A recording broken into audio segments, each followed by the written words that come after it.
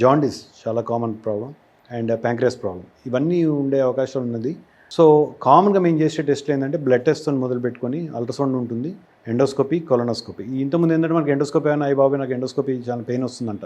So ఈ మధ్య కాలంలో ఏం చేస్తున్నాం అంటే endoscopy can be done with a safe simple sedition process. 5 minutes sedition ఉంటుంది. నిద్రపోతారు, కంఫర్టబుల్ నిద్రపోతారు. మనం పైబేస్ చూసి 5 minutesలో నిర్ధారణ చేసుకోవచ్చు అనమాట.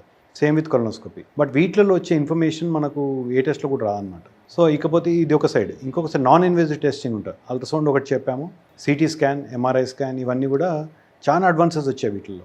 దాంట్లో మన స్మాల్ ఇంటెస్టైన్ మొదలు పెడితే లివర్లో పైప్స్, బైల్ పైప్స్ ఎట్లా ఉన్నాయి, స్టోన్స్ ఎట్లా ఫామ్ అయినాయి, అవన్నీ చూడొచ్చు. ఎండోస్కోపీలో కూడా చాలా అడ్వాన్స్మెంట్స్ వచ్చాయి ఇప్పుడు. ఎండోస్కోపిక్ అల్ట్రాసౌండ్ అంటాం. అంటే నేను 2010లో నేను ఇండియాకి వచ్చినప్పుడు హార్డ్లీ 1 or 2 ప్లేసెస్లో ఎండోస్కోపిక్ అల్ట్రాసౌండ్ ఉండేది. ఇప్పుడు ప్రతి హాస్పిటల్ ఎండోస్కోపిక్ అల్ట్రాసౌండ్ వచ్చేసింది అనమాట. ఎండోస్కోపికే మిషన్కి అల్ట్రాసౌండ్ ఉంటుంది. దాంట్లో లోపలికి వెళ్ళి మనం టార్చ్ చేసి చూసినట్టు దాని చుట్టూ చూస్తాం. ట్యూమర్స్ ఉన్నా, లింఫ్ నోడ్స్ ఉన్నా కూడా మనం బయాప్సీ తీసుకోవచ్చు అనమాట. సర్జరీ అవసరం లేకుండా దాని నుంచి శాంపుల్ తీసుకోవచ్చు. అదేవిధంగా బైల్ పైప్స్లోకి ఎంటర్ అయ్యి ఈఆర్సీపీ అంటాం. దానిలో స్టోన్స్ కానీ క్యాన్సర్స్ కానీ ఉన్నట్టయితే దానిలో స్టెంట్ చేయడం వల్ల జాండీస్ కూడా తగ్గించిన వాళ్ళం అవుతాం. సో చాలా అడ్వాన్స్మెంట్స్ వచ్చాయండి. With less pain, less discomfort, more information.